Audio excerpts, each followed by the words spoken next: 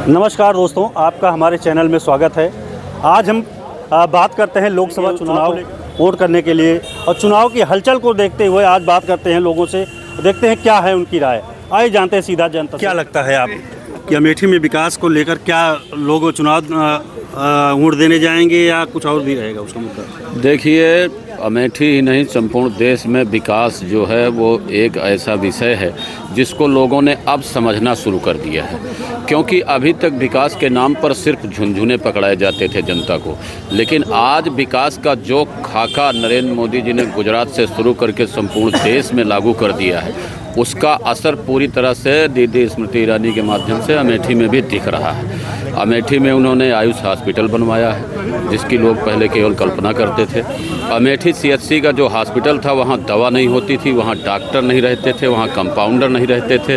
लोगों को बहुत पीड़ा होती थी और लोग कहते थे कि सरकारी अस्पताल माने शून्य। लेकिन आज सरकारी अस्पताल को देख लीजिए, जहाँ पर उन्होंने बिल्डिंगें दी है, जहाँ उन्होंने डॉक्टरों की नियुक्ति की है, पूरा स्टाफ का बोर्ड लगा हुआ है मोबाइल नंबर के साथ, पूरी पारदर्शिता के साथ मेडिकल विभाग में काम हो रहा है। सड़कों का ऐसा जाल अमेठी में केवल सपने हुआ करते थे। राहुल गांधी, सोनिया गांधी, राजीव गांधी द्वारा केवल कहा जाता था कि हम पेरिस की सड़कें बनवा दें। लेकिन मैं धन्यवाद देता हूं नरेंद्र मोदी सरकार को, भाजपा सरकार को, जिसका मंत्री, कैबिनेट मंत्री जो PWD के मिनिस्टर हैं नितिन गडकरी जी, सदन में खुलेआम बोलते हैं कि आप 2024 के दिसंबर तक ये देख लेंगे, मतलब डेट बताते हैं और डेट बता करके चैलेंज करते हैं भरे सदन में। लोकसभा के अंदर कहते हैं कि आप देख लेंगे कि भारत की सड़कें अमेरिका की सड़कों से कम नहीं होंगी, बल्कि अधिक सुविधाजनक होंगी। और आप देख रहे हैं कहाँ जो है वो 6 किलोमीटर बाईपास बनता था, कहाँ 150-150 किलोमीटर बाईपास बन जा रहा है एक दिन में। जिसकी बात कर रहा हूँ हाईवेज की, हाईवे जितना तेज़ी से बन रहा है, हज़ारों किलोमीटर की संख्या में हाईवेज बने हैं, 200-250 किलोमीटर की संख्या में रेलवे लाइन जो है वो बिछाई गई है। उच्चीकरण हुआ, दोहरीकरण हुआ रेलवे लाइन का, अमेठी में भी दोहरीकरण हुआ। आप स्टेशन देख लीजिए, लखनऊ से लेकर के इधर वाराणसी तक सारे स्टेशनों का सौंदर्यीकरण हुआ है और बिजली से गाड़ियाँ चलना शुरू हो गई हैं। ट्रेनों की संख्या बढ़ाई गई है।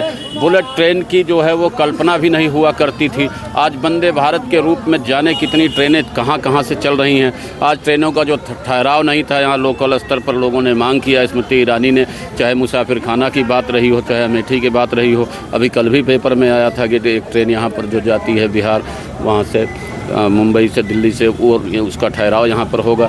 ऐसी तमाम जो जनता से जुड़ी हुई समस्याएं हैं, उनका समाधान दीदी स्मृति ईरानी ने यहाँ पर किया है। मतलब सिर्फ स्मृति ईरानी की ही बात ना करें, स्मृति ईरानी तो मंत्री हैं, स्मृति ईरानी सांसद हैं, स्मृति ईरानी भारतीय जनता पार्टी में एक बड़ा चेहरा है। उनके क्षेत्र में तो विकास का कार्य होगा ही, माननीय नरेंद्र मोदी के विकास क्षेत्र में वाराणसी में तो काम होगा ही, लेकिन अन्य स्थानों पर भी भाजपा ने समग्र रूप से विकास का जो खाका खींचा है, जो विकास दिखाया है, वो अपने आप में नायाब है। उसको जनता देख रही है, वो लोगों को दिख रहा है। हम लोग अब गड्ढे ढूंढते हैं सड़कों पर, अब कहीं गड्ढे नहीं मिलते हैं सड़कों पर। अब बना सड़कें बनी हैं, जहां हम 2 घंटे में पहुंचते थे वहां हम 15 मिनट में पहुंच रहे हैं। चाहे किसी तीर्थ से किसी तीर्थ का मामला हो, चाहे आपस में जो है वो तहसील और जिला मुख्यालय का मामला हो, अपने आप में ये बातें बहुत बड़ी हैं जो जनता को दिखाई पड़ रहा है। और इसका जवाब निश्चित तौर पर इस चुनाव में, जो महीने 2 महीने बाद ही होने जा रहा है, जनता विपक्षियों को देने के लिए तैयार है, इसमें कोई दो राय नहीं। क्या नाम है भैया आपका? मेरा नाम है अशोक दुबे। क्या कहते हैं अमेठी की जनता का इस बार क्या रुख रहेगा कि कांग्रेस आएगी या नहीं आएगी, क्या कहना है आपका? अमेठी में कांग्रेस आएगी, गांधी परिवार यहाँ से चुनाव लड़ेगा। और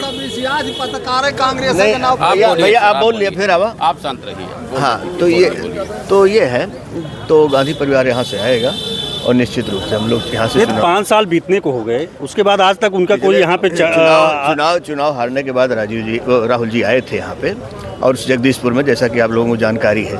उसके बाद से इतने बड़े नेता हैं कि उनका प्रोग्राम पूरे देश में लगा होता है। अब आप देखिए, केरला से लेकर के कश्मीर तक उन्होंने यात्रा की, जिसमें इतना समय लगा, इतनी ठंड में किस तरह से वो जो है वहाँ यात्रा किए थे।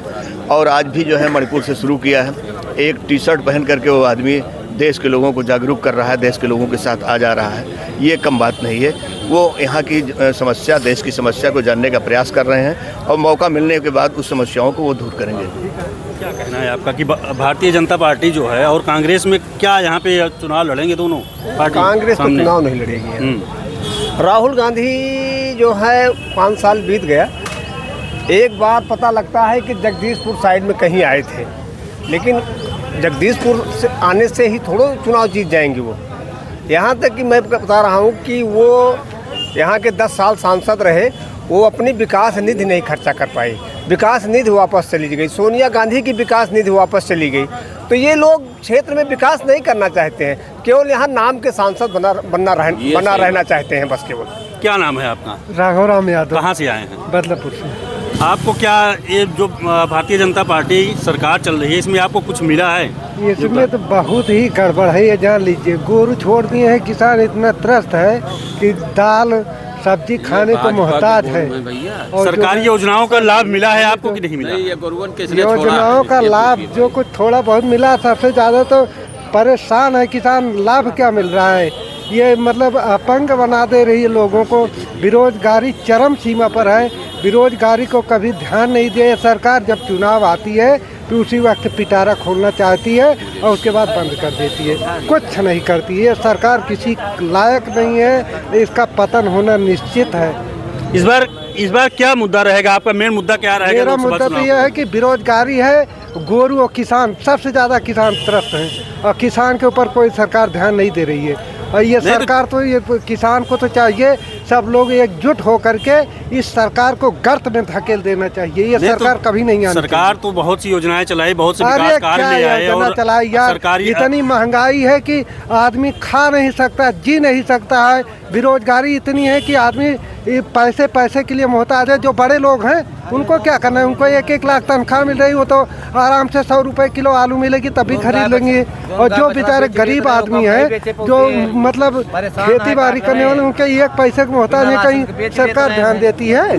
5 किलो राशन ऐसा है जो ये भाई साहब बता रहे हैं, राघवराम जी यादव, ये इनकी साल देख लीजिए, इनका ड्रेस देख लीजिए। ये बता रहा है कि ये गरीब आदमी नहीं है, नंबर 1। दूसरा, राशन इनको मिलता है फ्री में, किसान सम्मान निधि ये लेते हैं फ्री में। भाई साहब प्लीज बोलने दीजिए, ठीक है। सारी योजनाओं का लाभ ये ले रहे हैं, ठीक। लेकिन उसके बावजूद केवल इस नाते कि हम भाई जाति विशेष से हैं और हमें तो विरोध करना है, जैसा इनके आकाओं ने निर्देश दिया है, उस प्रकार की भाषा ये बोल रहे हैं। सड़कों पर ये आ जा रहे हैं, बिजली ये जला रहे हैं, फ्री गैस कनेक्शन ये ले रहे हैं, लेकिन जिसका जो स्वभाव है उसे तो बदला नहीं। आवारा जानवरों से जो किसान परेशान हो रहे हैं, उनकी खेती चल रही है, उसके लिए क्या कहना है? देखिए, आवारा जानवरों के ऊपर मैं ये कहना चाहता हूँ कि आवारा जानवर की जो शिकायत कर रहे हैं, अगर उनके गाँव में जाँच की जाए तो उन्होंने ही छोड़ रखा है। आवारा जानवर मोदी ने नहीं छोड़ा है, आवारा जानवर योगी ने नहीं छोड़ा है, स्मृति ईरानी जी ने नहीं छोड़ा है। आवारा जानवर हमारे ही भाइयों के हैं जो छोड़ करके सरकार को बदनाम करने का काम करते हैं। छोटे छोटे बच्चों को छोड़ देते हैं, लेकिन सरकार उसकी व्यवस्था भी कर रही है। सरकार अपना काम कर रही है। सरकार ने गौशालाएँ बनवाई हैं, सरकार ने उनके लिए आश्रय स्थल बनवाए हैं। मैं एक उदाहरण अपनी माननीय सांसद जी का देना चाहूँगा। अभी बनबीरपुर में उनका कार्यक्रम लगा था, 4 दिन भी नहीं हुआ। एक आदमी ने आवारा जानवर की शिकायत की, उन्होंने वीडियो को बुला करके तुरंत डांटा। उन्होंने कहा कि कैसे इसका समाधान होगा, यहाँ पर बताइए। वीडियो ने कहा कि महोदय यहाँ पर आश्रय स्थल नहीं है गो का, उसको मैं बनवा दूंगा और इसका समाधान होगा। उन्होंने कहा कब बनवाओगे? सांसद का सवाल था। वीडियो ने कहा कि 24 घंटे के अंदर उसका निर्माण शुरू हो जाएगा, जगह हमने चिन्हित कर लिया है और यहाँ पर भी समस्या नहीं आएगी। तो ये इतनी भीषण समस्या है, ये समस्या है, इसमें कोई दो राय नहीं है। लेकिन इसके लिए सरकार प्रयास कर रही है और धीरे धीरे इस पर भी पूरी तरह से नियंत्रण। वही किसान रात रात जग रहे हैं और खेत की रखवाली कर रहे हैं, जानवर हाँक रहे हैं, उसमें कितने लोग चोटिल भी हो जा रहे हैं। इसमें कोई दो राय नहीं है कि किसानों को इससे समस्या है। हम भी किसान के बच्चे हैं, हमारे यहाँ भी ये समस्या है, लेकिन कहीं समस्या थोड़ा ज़्यादा है, कहीं थोड़ा कम है। सरकार लगातार प्रयास कर रही है, आश्रय स्थल बनवा रही, लेकिन अब आप जानते हैं कि वो कोई जादू का पिटारा नहीं है। आश्रय स्थल बनने में थोड़ा टाइम लगता है। जब हर ग्राम सभा में ये आश्रय स्थल बन जाएंगे तो ये समस्या अपने आप निर्मूल हो जाएगी। धन्यवाद। अभी आपने देखा किस तरह अमेठी की जनता ने अपनी राय रखी और बताया कि अमेठी में क्या विकास हुआ क्या नहीं। अमेठी से खबर देखने के लिए अंजनी मिश्रा।